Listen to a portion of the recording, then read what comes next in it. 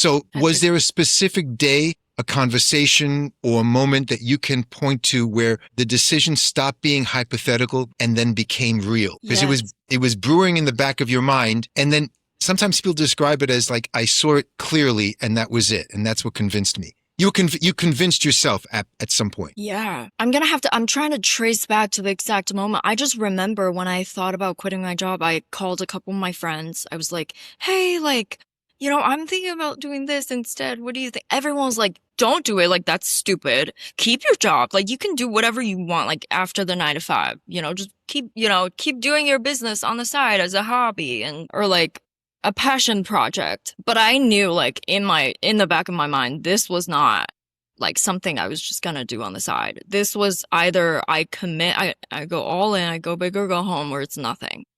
I like the way you put that. That's great. You mentioned something once about you can't be half in and half out. Speak about that. Yeah. You can't be one foot. And I have this belief about everything, not just like for career-wise nowadays, right? Because I see so many people around me too who are this way with their work, their relationships they're building, right? Situationships are super popular nowadays. Like people are kind of in something, but they're not. Like people are so comfortable with the idea of like having a back door always be open. Like I'm here now, but I can walk away any minute. And like having that option to walk away is so comforting. Anytime, like I'll use the example of like a relationship, right? Like if anytime, no matter if it's a friendship or like a romantic relationship, anytime a minor inconvenience happens and you're like, oh, this is not a good fit. Like I'm done. Like you just like throw the towel in and you're like, good, I'm not going to put in the work. It doesn't get anywhere. You don't get anything meaningful out of it. You're not investing in yourself or the relationship. And it's very like, it's all about like short-term gratification. It's like, whatever I can get this second right now, I'm going to get it and like go out the back door. It's not about like long-term investment, which I think is more valuable than that. Right. Have you ever faced a moment that changed everything?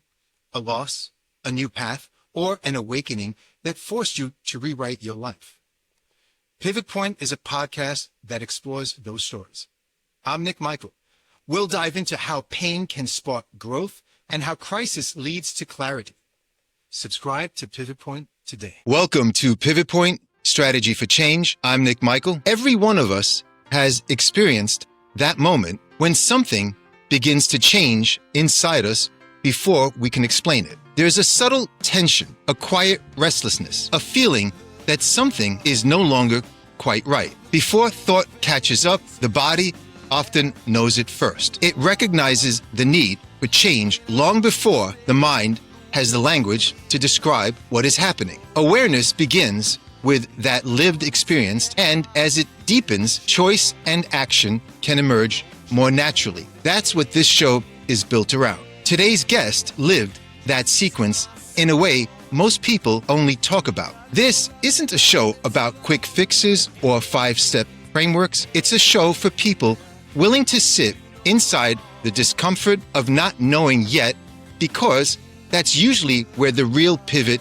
is hiding. Not in the moment everyone else can see, but in the quieter one before it. Today's guest lived that sequence in a way most people only talk about. My guest walked away from a stable, well-paying corporate path, the kind of path her entire upbringing had been engineered to produce, and traded it for a role that paid $5,000 less a month, with no guarantee of anything beyond that. She spent 2 years building in the dark. No market testing, no data, just belief. Today, the product she helped build serves over 300,000 users and did $200,000 in revenue in its first 3 months alone. But the more interesting story isn't the traction. It's what it cost her internally to bet everything on an unproven idea and what she had to unlearn about identity, reputation, and what a good life is supposed to look like. It's the story of someone raised inside a very specific definition of success who had to go looking for a different one, largely alone and largely without proof that a different one even existed. Please welcome to Pivot Point, Strategy for Change, Aurora Wenters, co-founder and COO of Evermind Labs. Aurora, welcome to Pivot Point. Wow, It's what great an to have you. intro it was. It's great to be here. Well, I'm very excited to get to this conversation, as you know. And here on Pivot Point, we talk about the moment where the awareness comes to us before we make the actual change. I want you to go back to a point in time that you'd like to share with us about a pivot point that you had. You know, Nick, a little bit not dissimilar to your experience where you had the sudden realization. I was working, like you said, a boring 9 to 5, very stable, had a promotion incoming. Everything seemed to have been going the right way, from an outside perspective, but only I knew something was off. So I had one experience that was like, it probably happens with everybody when it comes to a corporate job. Like you get these like corporate politics and just like, things are not exactly like super healthy dynamics in a workspace. And I was kind of realizing my passion wasn't lying in like trying to climb up the ladder my entire life. I wasn't going to spend the next 50 years being on this endless chase of like who gets to the top of the pyramid. And I was noticing a change in myself where I couldn't really concentrate 100% on the work that I was doing. I wasn't passionate. I was losing drive.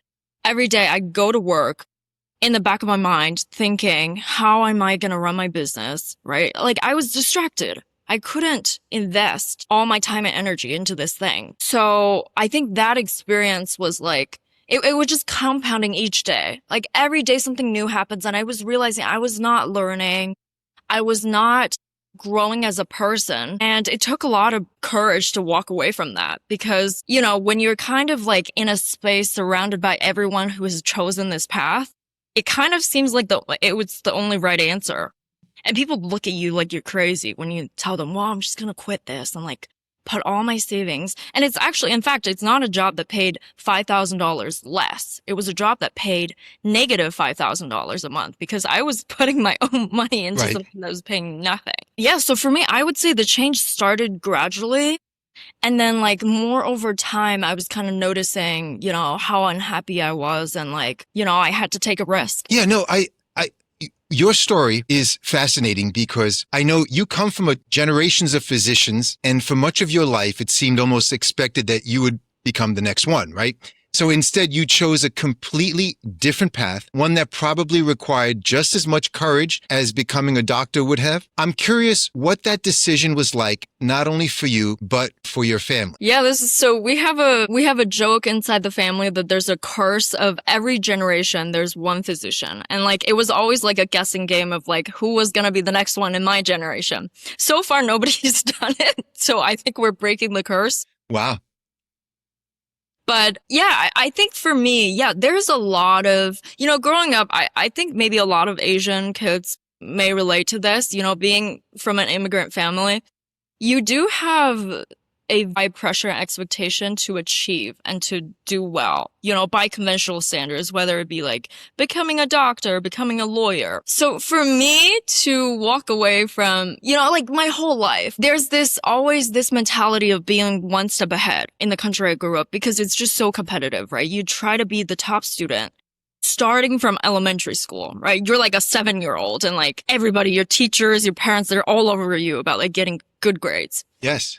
To get into the best middle school, the best high school, to then the best college. So I have been like following that path pretty much my entire life. And for me to stop was a huge change to me. Not only to myself, like mentally, it's like, how am I going to tell my grandma? Like I'm quitting my job and like basically having nothing to live off of to pursue this thing that might not even get anywhere. Right. That's the courage that I'm curious about. As you know, the work I do with children and families, the majority of the work I do is with young people. And I know for many, and there's a high level of expectation, almost perfectionistic. Some of the kids are. What were you like as a child? And how did that shape how you viewed things, how you worked, how you learned, and then eventually how you made the decision to deviate quite a bit from the traditional conventional? So that's what I'm curious about because that's the hard part for many.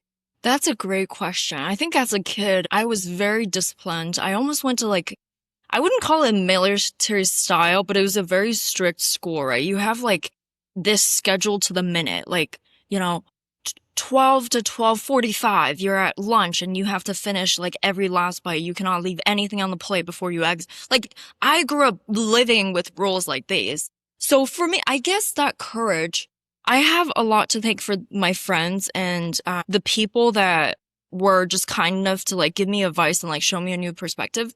For me, something that helped was surrounding myself with people that did not only agree with my path, right? So like people who were taking risks and like doing things that potentially my values that I had would have disagreed against, but like being open-minded to that and being curious, right? So like, why are you making these decisions? Like, this doesn't make any sense in my perspective. Like, you're being completely crazy. But like, I guess giving people the benefit of the doubt for me has really helped me in like seeing a world outside of my wall. Fascinating, because what I noticed though is with many high achievers, they're usually following a path and it's a routine path. And you would imagine the most of them are wanting to please others.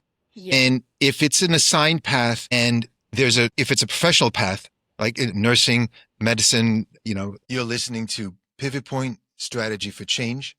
If today's conversation resonated with you, take a moment to subscribe to the podcast and leave a review. It truly helps others find the show and supports the work we're doing here. You can find Pivot Point Strategy for Change on Spotify, Apple Podcasts, or wherever you get your podcasts. And if you'd like a deeper dive into the work we explore on the show, I invite you to visit my Substack page, where I share in-depth articles and reflections. Engineering, architect, lawyer, there's a prescribed path that everyone goes through, and they're usually used to routine, and they're used to, I'm not going to say conforming, but yeah, they're used to conforming to what is expected, and then wanting to live out almost, I have to say, the life that their parents want, because kids usually adopt what they think their parents want. So then there's a point where things change for someone when they finally realize it takes a lot of courage. I'm going to compliment you on your effort to deviate and move towards managing to find a path for yourself that really did not fit the typical traditional family path that you're used to. Is that safe to say that? Absolutely. Yeah. Yeah, I appreciate that. I mean, like, for me, I think a huge thing that happened in my life was moving to the US. So as you know, I spent, 11 years of my childhood in China. And I think coming here was something that like rocked me to my core, because this is what I noticed too in a lot of people who are like multicultural or like bilingual, is that they kind of are more receptive to, what's out there and like what's different. They're not so quick to judge when you're coming from two like such conflicting cultures, right? Because China's like, the Chinese culture is more collectivist. And here in the US, it's all about like, be yourself, yes. Like be whoever you want to be. And when I came here, I didn't know what that meant. Like, what do you mean like be myself? Like, I don't have to like, be this person that like, the gold standard, right? Like be the golden child. Like you check off all these boxes. So that for me was like, made me question everything I was taught from a very early age, that there's a bigger world out there.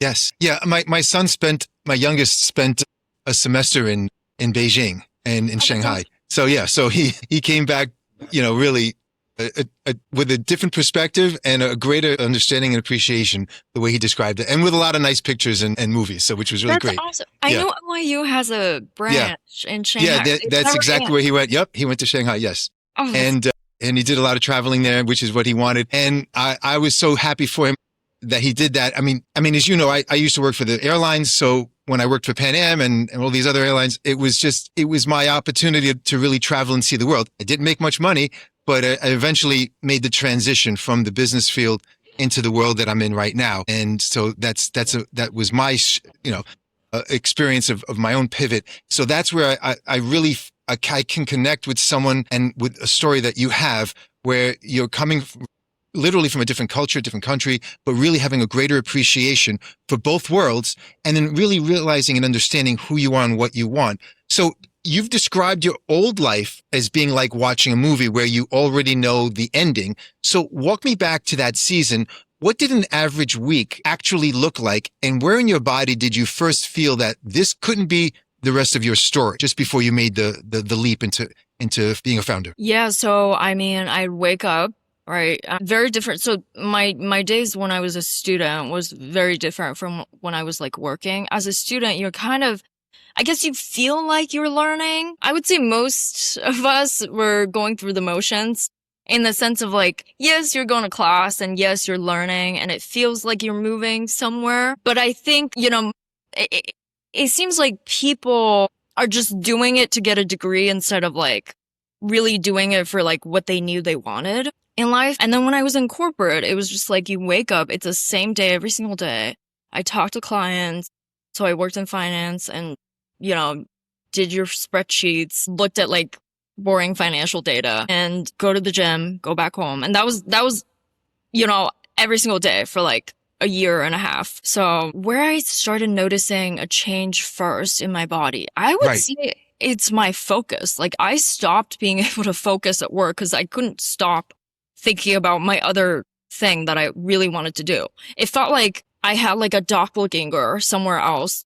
And like I was physically at work, but like mentally I'm back home, like building a business. And I think this relates to your question as like back to when I was a kid, what I was like. I always known that I wanted to be an entrepreneur.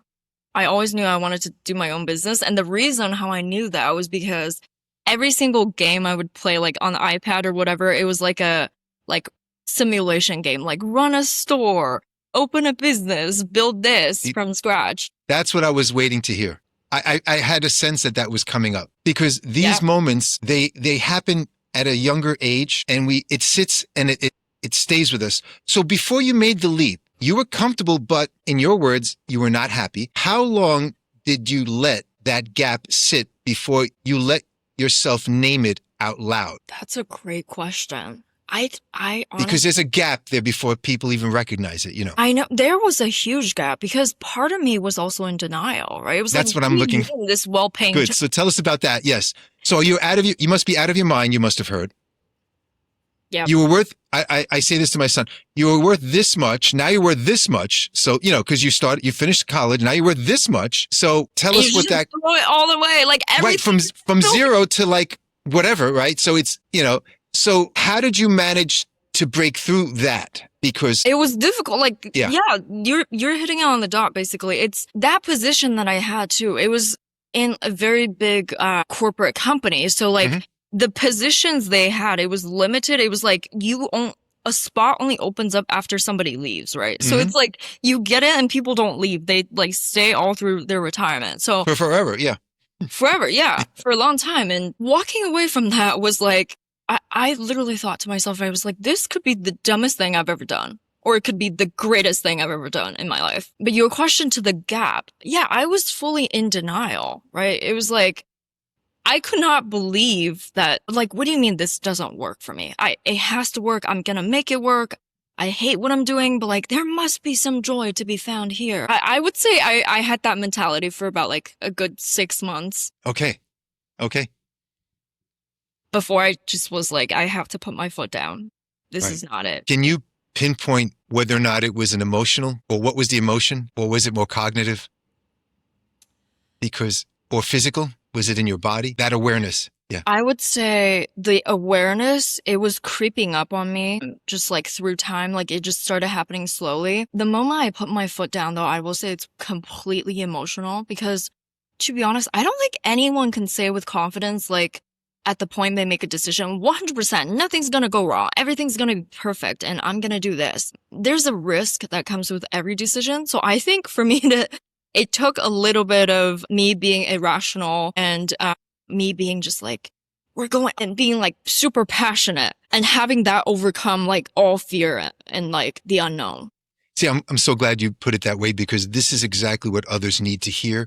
And this is what is so inspiring about your story because when I heard you speak at the cohort that night a month ago, that was the work that you're doing is just incredible. So was there a specific day, a conversation or a moment that you can point to where the decision stopped being hypothetical and then became real? Because it was brewing in the back of your mind and then sometimes people describe it as like, I saw it clearly and that was it. And that's what convinced me. You convinced yourself at some point. Yeah, it was definitely, I'm trying to trace back to the exact moment. I just remember when I thought about quitting my job, I called a couple of my friends. I was like, hey, like, I'm thinking about doing this instead. What do you think? Everyone was like, don't do it. Like, that's stupid. Keep your job. Like, you can do whatever you want, like after the 9 to 5, just keep doing your business on the side as a hobby or like a passion project. But I knew like in the back of my mind, this was not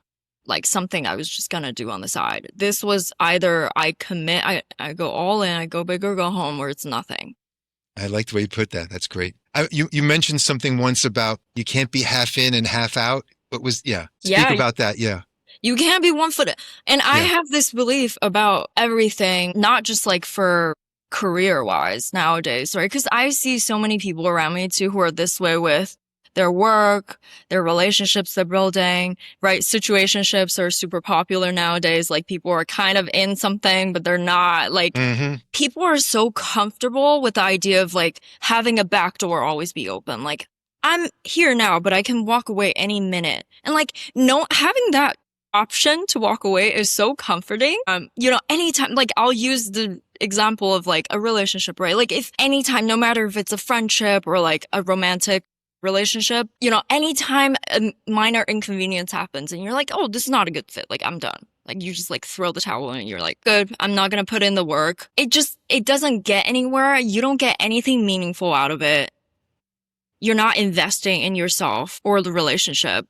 And it's very like, it's all about like short-term gratification. It's like, whatever I can get this second right now, I'm going to get it and like go out the back door. It's not about like long-term investment, which I think is more valuable than that. Right. I've heard you mention that the only thing that carried you through was belief, not evidence. How do you tell the difference between belief that's leading you somewhere real and belief that's just stubbornness in disguise? That's a great question. I think as a founder, I ask myself all the time because it's important to know, right, when you are really onto something versus just being blind to like criticisms and being like, I'm all in, even though like it's actually like a really not super smart idea. So I'll start with why I have the belief first. I have my co-founders to thank for that. So the three of us are a really good support system to each other because as a founder, you face so much criticism and you have a lot of doubt, right? As you know, like we were building the product for 2 years in the dark with no validation, no product market fit, which I don't recommend to anybody who's building out. Say it as it is so people can hear and speak more about the work that you've been doing with your co-founders. Because I was going to ask about things because I know they're very different in approach than you are as far as you've mentioned how. Yeah, absolutely. Yeah, I mean, so we were training our own model because, so it's, for anyone that doesn't know, Evermind is building the first private and censorship-resistant AI model. So you can think of it like a DuckDuckGo of an AI, right? Or like a Proton Mail of AI. So everything's 100% private and encrypted. Now, the way how we built this was it started off as a crypto project. So me and my co-founders, we have a good understanding of like the crypto market and like the community surrounding that. And then it eventually like progressed into something that was like, well, there's nothing on the market for like an AI model that we're looking for. Why don't we just build one from scratch? Well, not from scratch, but like you get it. Like we're going to train one, we're going to fine tune one. So that whole process took about 2 years with no users, no beta users even. Like it was just us having such a firm belief that this was something that was needed, which looking back was not the smartest thing to have done. But I think the belief, right, of this was we had enough. The reason why I don't encourage anyone to do this was because the three of us, we had a good understanding of the community, of like the surrounding landscape. We all had such diverse backgrounds. Right? I had my background in finance. My co-founders studied mathematics, statistics, computer science. So we kind of were able to cover a lot of grounds with our different fields to be like, okay, we're making a reasonable conclusion. So I think it's like working with people that you trust brings in a lot of the belief because I've heard so many horror stories of like other startup founders having a great product, having the great skill set, but just not being able to find the right people, and they get completely screwed over because having a great partner is like one of the most important things you can have when you're running a business. Because I describe it's like almost like a marriage, right? If you really think about it, you're sharing the same vision. You're sharing the same bank account. You're sharing the same product, the name. You're sharing the same future. So like really like it's a lot more complicated than people think it to be. Like people just nowadays like look for co-founders like at an event, right? They just like find somebody and they start building this whole thing with them. But it's actually a way more rigorous process, I think, for something to be successful. I'm glad you're bringing that up. And I'm going to ask you to tell us a little bit more about what can some founders be cautious of in certain types of personalities or behaviors that you have seen probably from other companies that are signs that they're not getting it's not going to get better, because many people will, just like any other relationship, they believe the other person, they become blind to certain reality of what the person presents, and they look at and they focus on the potential, not the actual. And have you noticed that? And what can you tell founders who are listening, who are curious about how fortunate you are that you've found others who are like-minded but very different backgrounds as far as career and choice? Skill set, yeah. Yeah, skill set, yeah. What can you tell people to watch out for? Because that's a great question, because I think this is one of the biggest things that could cause a startup to go wrong. So like this is super important to address. I think, well, number one, I would say is, I always tell my co-founders this too when we're hiring, is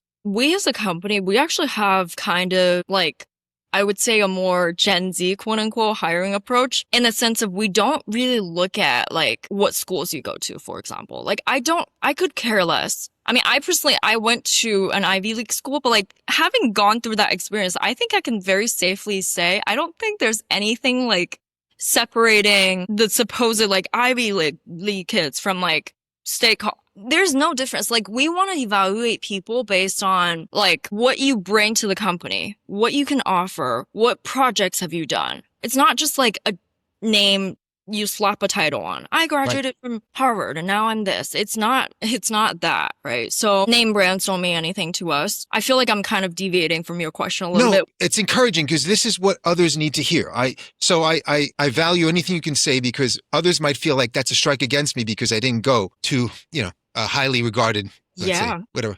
Ivy and or it's sad when I hear people say that, because I have friends who are like, well, I didn't go to an Ivy League, and like, now I'm not going to, have this thing. When I submit my resume, they're not going to take it as seriously as this other kid who went here. And that's just not fair. And it's not true. And I think now, especially as a founder, you realize the skill set that makes people successful in life is so different from the skill set that makes people successful in school. And you have all these so I personally went through this college consulting prep program to get into a good college. And it's just, it's a game you play. It's, in my opinion, very unproductive to somebody's life to spend time even on that, right? So going back to finding a co-founder, I would say the number one thing is not their hard skill set. Obviously, you want a team that's stacked. You're building in tech. You want people who know what they're doing. But the number one thing we look for is your soft skill set. So, right, this is your ability to communicate. This is your ability to be successful when you're in a team. Your ability to, and in startups, so there's a lot of this, there are a lot of adversaries. You're facing criticisms, challenges all the time. And you've seen so many successful startup founders haven't gone bankrupt multiple times in their life and continuing to build from that. So it's kind of a cliche saying, but I think it goes something like, it doesn't matter where you fell, it matters where you get up.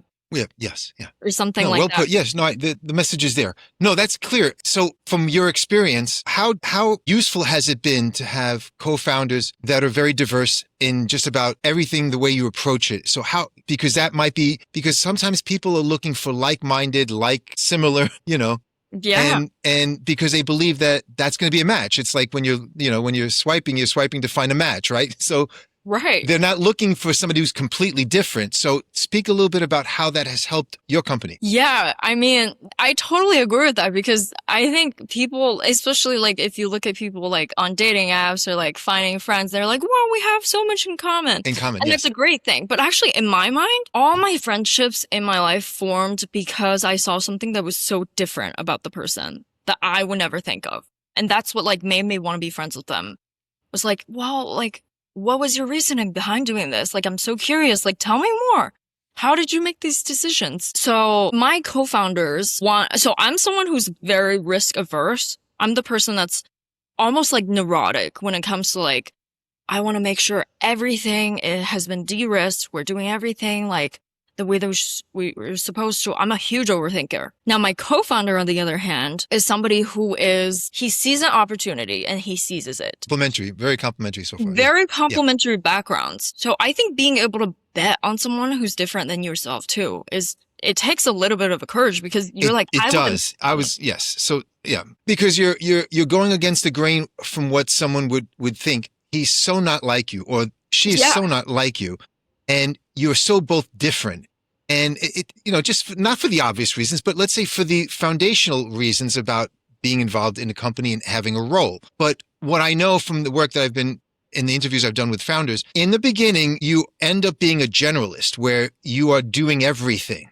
And you've got to roll up your sleeves and you've got to then concede to, well, you do this a little bit better, so I'll defer to you. But most founders are creating and building in a solo environment, technically, when they begin, more often than not. So when they're solo, they're looking for others who can benefit them and complement the work that they do. So there's got to be some kind of a ground where they can have some kind of connection, because if they're too different, then they're nervous in the beginning of teaming up when they don't appear to be, and trust. So everything comes back down to trust, and we're talking about a relationship. We're back to relationships. 100%. I was lucky, I think, in this case, just because we had known each other for so long before we started this business, and we've been in other business before. So I knew, their working style very well. And we definitely had that trust. And funny story, how I knew they would be good co-founders was actually during like an argument. It was because our backgrounds are so different and we just did things in such different ways that like a lot of times I would just be like, this is plain stupid. And like they would look at me like I'm stupid. It's like, how could you even think to do that? And like, I look at them the same way. But actually, we as a team take those as like opportunities to like have a debate and like learn from these diverse perspectives. And during one argument, like we were able to argue and make a productive conclusion and then like go to like have fried chicken on the same night. And that's when I knew. I was like, this is a team that's going to be able to build and grow together. So what I'm hearing based on what you're saying is that you're leaving it all out there. You're not holding back, because if you hold back in just like any other relationship, then resentment begins to mount and you're suppressing emotion and you're restricting expression. And when that occurs, then there's a lot of passive aggressive reactions sometimes, or overtly, sabotage of someone else's ideas. And it doesn't help when you're working in a small environment, when you're building together. Compared to, so that's very encouraging to realize that you might argue like brothers and sisters, but you're still, you're not, and you're going to still work with each other and be respectful of one another, and then leave it on the side and then move on. So that is an important aspect that many need to hear. So Evermind Labs is built around a belief that privacy isn't a policy. It's something engineered into the product itself. Where did that conviction come from personally? Not just professionally, because it's easy to accept a double standard once it's invisible enough. You're naming one that most people have simply stopped noticing. And I think that's exactly the kind of clarity this category is missing. Yeah, with the privacy category, it's something that people have learned to be complacent with. Yeah. And it doesn't mean it's not there. The need is huge. The need is there, but people just have simply not been able to, given the option to choose. So we wanted to give this choice to people, right? When you have two products, they're exactly the same. They perform exactly the same, if not better, because our product on a lot of skill performs better than traditional AI models. When you're given the choice, right, which one would you choose? I mean, it's a no-brainer, really. Like, I prefer the one that's keeping all my data private. I get control over it 100%. Personally, the belief came from, growing up. Right. So this goes back to my family values that I grew up with. I was taught and I was told to never go into politics. Now, so this might be different, right, when it comes to like US versus China, but there's a certain risk and danger with exposing yourself, publicly. And I have been very conscious of that from a very young age. So that's why personally it's so important for me to help keep people's data safe. From a professional standpoint, working in finance, I was seeing confidential deal data. I was working with time-sensitive data, right? Yeah. Or like insider information. And when you look at these information, it's it's like no one cares that you want to buy this boat for $200 million. Like no one on earth probably, like except for your competitor who like also wants the boat, cares about like what you want to price it. So why are we protecting enterprise privacy when it comes to these type of data? And we're not protecting, our personal data where I'm asking very embarrassing questions to my AI. So that doesn't feel right. No, I'm glad you put that. Now, you've pointed out that you said we protect enterprise data fiercely while training AI on people's most private personal conversations. Why do you think that double standard exists? And what does it say about what we actually value? I think, right, I would say most models right now, they have not been able to successfully find market opportunity in the consumer market that's willing to pay for privacy. So the reason why there's so many B2B enterprises doing privacy is because when it comes to financial deal data, companies, they have the financial incentive to pay for these things, even though the information like really doesn't mean anything to the general public. So for us, we were able to engineer a solution that had a product market fit. So we're able to build a successful business model based on like offering people value and still making sense as a business. I think finding that like intersection in the Venn diagram was important. So how did that happen that you and your colleagues formed all this together and brought it to this point right now? That's a loaded question. Because you're very passionate about it. Hugely. And earlier, as I mentioned, what I find that is that in our formative years, even let's say under 10 years old, there are times where there's an impact that something has on us that starts to shape how we think, how we learn, and what we do, and then starts to shape our personality as we go through the middle and high school years to the college years. And then what we think we want, like the traditional course and job out there profession, may not be what we want. And then we finally realize what we do want and how passionate we are. So then we return back to that original passion, as you mentioned it. Because it could have been a passion project for you, but that wasn't going to stay there. And that takes a lot of courage. So how did this come about where all three people are in sync? That's right. Yeah. I think that observation is 100% true. I think as we grow up, right? Because when you see like kids talk about like their future careers, what they want to be when they grow up, it's so adorable. Yeah. But you sit there, you kind of like know in the back of your head, like 1% of any of this is going to come true. Like, because you experience so much as you growing up, you like face so many hardships, right? That you kind of like, and also like you learn a lot, right? So you're growing as a person, you're changing. A lot of it doesn't, happen the way that you think. But I think as a child, right? So for example, with me, when I had that entrepreneurial spirit, there are things that like stay with you. And it just, as you grew up, it was kind of getting buried, but you kind of have to rediscover it for yourself. Like regain the passion you had when you were a child. How did we all align on this? That is the most beautiful thing that's come together for this. It's crazy to me that there are 3 people right now in the universe that are as invested as me, if not more, in what we're building. Yeah. And feel so passionately about it. So I feel so lucky. Honestly, I cannot attribute it to anything but luck. It's just like, I would not be able to like give someone advice on how they could find, people who are as good co-founders as my co-founders. No, I appreciate hearing that. So it's evident in your expression that you certainly feel fortunate and it shows and it comes to, because I think what's driving you is the passion behind this all, which is great to see. So you're drawing a comparison to what Proton did for email, what Mozilla did for browsers, what DuckDuckGo did for search. What does it feel like to be early in a category you believe so passionately about that while you look back on it in hindsight, it's inevitable that we're going to get there? How is that for you?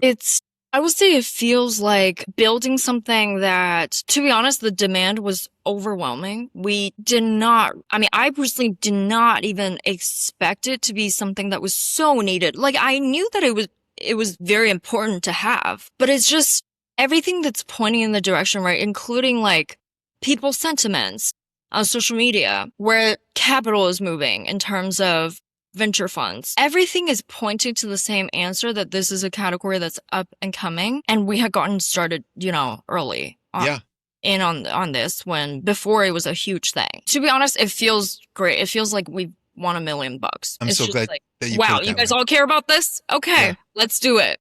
That's great to hear. Now, Evermind Labs, your company is bootstrapped and now raising its seed round after proving traction most funded startups never reach. What's different about raising capital from a position of leverage rather than need? Yeah, so because we have a team that's very scrappy, You're listening to Pivot Point Strategy for Change.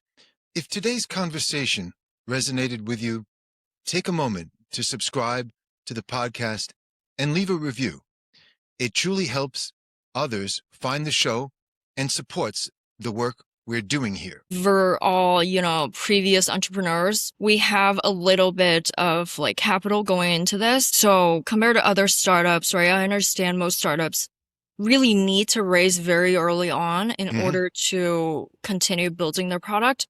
We were fortunate enough that we were able to have traction. Now, my advice to anybody is don't raise until you really need to. And there's a hype in the startup world of like trying to go to VCs and like, getting funded by these big name brands. And like, it's kind of a similar trend as like when people get into like Ivy League colleges, right? As we were talking about, it's like once you get the name checked off, you're all set to go. Not to say that people shouldn't raise VC money, but like really consider whether you even want to go the VC route, because there are a million other ways you could fund yourself. And in addition to that, your question was about how is it raising from having some leverage? I would say, it was so important for us to prove the traction first before even going to other people for money, because from my perspective, I am so confident in what we're doing that I'm going to show you I can make money with my own money first. I like the way you said that. That's great. Yeah, I'm going to put my money where my mouth is, right? That's perfect. You're listening to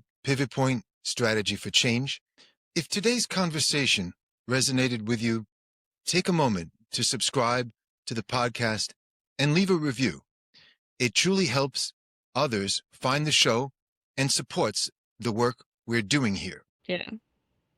So you're candid that Evermind Labs' growth so far is nowhere near the scale of the vision you're chasing. What does it feel like to be proud, and how far you've come, and simultaneously impatient with how far there is to go? Because I know this is what keeps me up at night, because we see this exactly like you said, like a Proton Mail to Gmail. There's been a privacy category winner in every category that we've seen, no matter if it's search engine or emails. And we hope to be that for generative AI. So yes, like I'm so proud of the team for how far we made it and how we've all grown as people, which is the most important thing through this process. Was I see my co-founders as completely different people than when we started this. And it's so amazing. This is a team that I'm getting a little off track here, but no, go right ahead. This is the track. Yeah. This is a team that like takes pride in building each other up, not just the company, because the whole company, the product is the people. Like we are the people that's making all of this happen. So sorry, remind me of your original question. No, I just wanted to know, what does it feel like to be proud and how far you've come, and simultaneously impatient with how far there is to go? Yeah, I mean, for me, I see the vision. I feel that it's so close. And at the same time, there's so much resources and time that we want to spend to get us there. Because also, it's not about rushing. It's not about like, tomorrow I'm going to wake up and I want to be the biggest privacy brand. It's actually, we want to do it in a step-by-step, right? So like, for example, we are the only AI that launched with a third-party verification. So we got this verification before we even had a single customer, not after the fact, before. So we want to get every step right, because we understand, right? Like we were saying with looking for relationships and co-founders, trust is the most important thing we have with our customers. That is the one thing that we would never risk anything to lose. So growing quickly would be nice, but we understand that it's going to be a process and we want to do it right. I want to compliment you directly here that the hardest part of any pivot isn't the leap itself. It's proving to the version of you who stayed safe, that the risk was worth it. And I don't think proof is ever fully finishes. So I think you're right on track.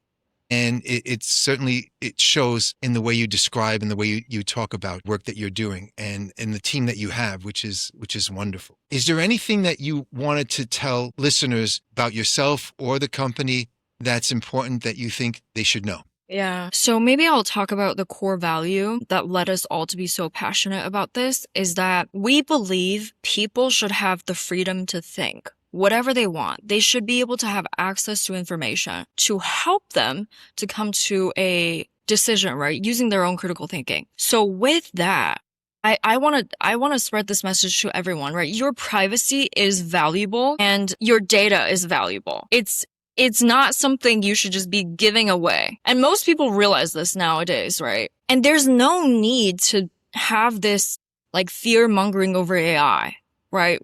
When we have all these alternative solutions to protect your data against, whatever fear people have against like AI profiling me, AI, leaking my data. So just being smart about that and like learning about your options when you're deciding which platform to choose.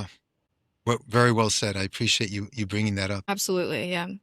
Is there something that you felt you would have wanted to do at some point down the road that you're looking at doing sooner with your company, or anything that comes to mind? The timing issue of something? Yeah. So, I mean, currently our demand is through the roof. We do not have enough talent on the team, to 100% be at where we want to be.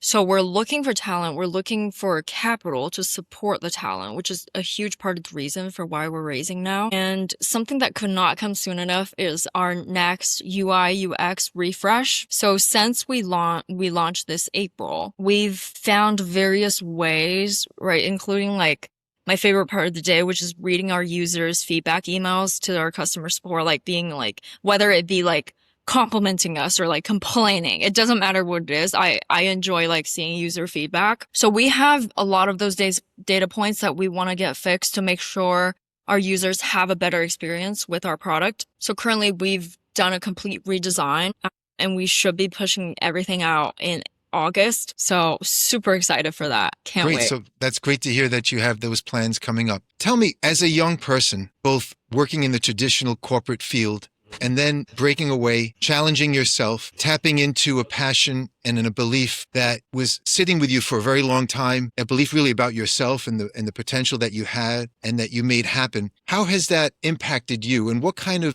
compliments or what kind of encouraging words can you give to other young Gen Z people like yourselves? Listening to you, what comes to isn't recklessness, it's discernment. You didn't leap blind. You leapt after you'd already done the internal work most people would skip. So what you're building at Evermind Labs isn't just a product decision, it's a values decision dressed up as a company. That's rare, and I don't think that it's an accident. You've given a lot of people permission today to sit in the discomfort of feeling lost instead of running from it.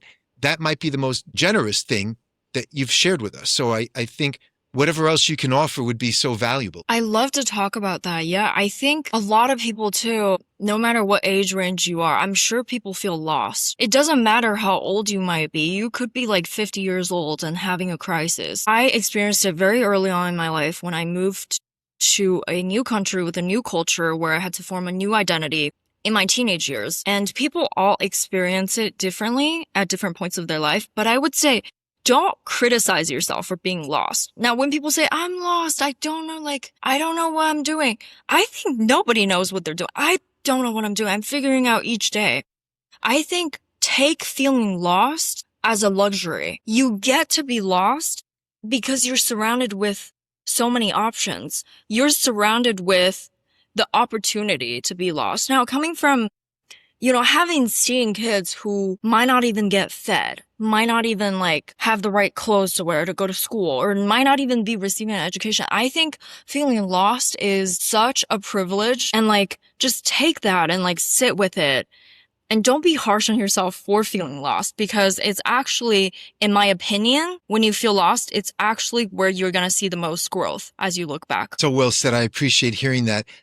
I've been doing a focus on Gen Z and the perceptions that people have of Gen Z, both in the workforce or even privately or even when they're younger. I wanted to pull up a question to see if I can get your reaction to it. There are a lot of generalizations that are unfair, or maybe they are fair. Your perspective would be certainly useful in having and putting it out there for others to hear. So let me just pull up the question. Which perceptions are most likely to hold Gen Z back, and what proactive steps can they take to address or reframe them for greater workplace impact? I'm going to leave it up for a moment. So in the work that you've done, and even for yourself, I'm sure you've recognized that there are a lot of perceptions that people have of Gen Z. I'm going to just pull up some of them, and then we can take a look at this together. First, and there's no specific order. I didn't number it. I used letters to demonstrate it. So they can't handle feedback. No professional communication. Phone dependent. Needs constant validation. Job hops under pressure. Too easily offended. Brings parents to interviews. Tech-savvy people incompetent. Only works for causes they believe in. The L word. Lazy. Doesn't want to pay dues. Work-life balance obsessed. Entitled too early. Lacks resilience. Over-dependent on validation. I'll leave it up for a moment for you to take a look. Does any of it stand out to you as far as being fair or unfair? And if it is true, what kind of reaction then or what kind of suggestions or advice can you give Gen Z kids to address it? And I think it's a very Gen Z thing in itself to laugh at this, because I think the Gen Zs as a generation, people kind of see us as like not taking anything seriously.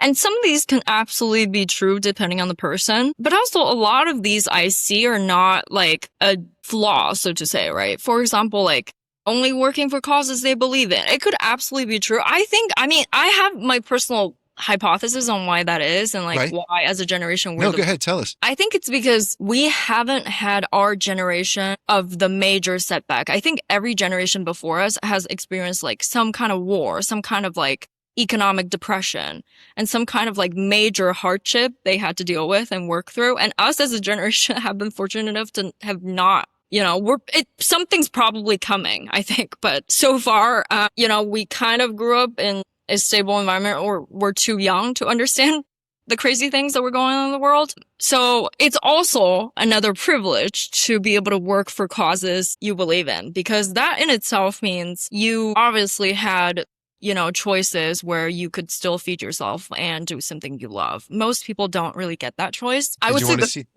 Yes, please. That's really helpful. I think the phone dependent is 100% true. I think everybody is addicted to their phone. And as a downside, being on these like short form video platforms, it's trained all of our attention spans, not just Gen Zs, to be so short. And this ties back to what we were talking about with like only being able to make short-term investments and like getting instant gratification, which is very harmful in some instances. But I also think there is an upside to that, right? Where as a founder, and if you're building your own business, you understand how important it is to have a viral sense, to be able to make content you make go viral on the internet, aka. So having a good grasp on how to capture people's attention, how to make content that like would guarantee visibility is actually such an underrated skill set, just being good at social media. So I think people should use that to their advantage. Like if you're Gen Z, you're on your phone all day, you probably understand what forms of videos are more likely to go viral. So I like the way you put that as an asset and as a benefit, as a strength to use it to their advantage. Anything else that you suggest to anyone listening who might identify with, that's me. I like work-life balance, obsessed. Is that a true? I think it's true. I think it's absolutely true. I mean, when I was picking a full-time job out of college, I went with the option that had better work life. My personal reason for that was because I knew I wanted to grow outside of my work. I knew work could only give me so much, and I needed the free time. I think it's great that you knew what you wanted and you were able to achieve that and then work from there, because that, you see, you started somewhere, realized this isn't the path for the next, if you said 50 years, that's wonderful. If you want to do that long, that's great. And then you took that experience, or you took that emotion and then channeled it and put it right back out there because you got that experience. I think that's wonderful. You know, Aurora, I want to thank you for being so unguarded about what this pivot actually cost you, not just what it earned you. You know, there's a version of your story that's just a founder highlight reel, the users, the revenue, the second round. But the version that matters is the one where a woman raised to want certainty chose to build a company inside 2 years of silence and self-doubt because some quieter part of her knew the predictable ending wasn't hers to live. And what you've given us today isn't a success story dressed up as an interview. It's a reminder that awareness always arrives first, usually as discomfort, long before it turns into a decision anyone else can see. You felt the shift in your body before you had language for it, and you moved anyway, without data, without guarantees, and without your family's blueprint to fall back on. Now, that's not just a founder story, that's a pivot, and that's what a pivot point actually is. Not the headline, the moment right before it,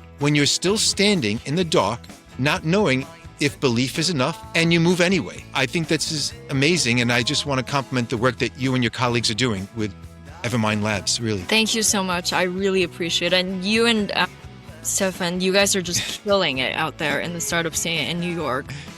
Really appreciate that. That's so nice to hear from you. I really, really appreciate that. And for listeners, I want to leave you with the one question that I like to ask at the end of every episode. Think about it. What's your pivot? Here with Aurora Wenters from Evermind Labs. And Aurora, it was great to have you on Pivot Point Strategy for Change. Please tell me a little bit more about what you'd like to tell other listeners what you're doing right now. Yeah, so Evermind Labs is building the first private AI solution. And the reason that we're building for that is exactly the time that we're experiencing right now. People's chat logs are getting indexed, it's getting linked in courts. All these data links are happening around the world due to these AI chat logs. What we built here is a secure encrypted solution for all your AI logs so that all your data can stay 100% private. Everybody has the freedom to think their thoughts in private. Thank you very much, Aurora. Good luck with your company. And looking forward to speaking to you again. Thank you again. Point. What's your pivot point?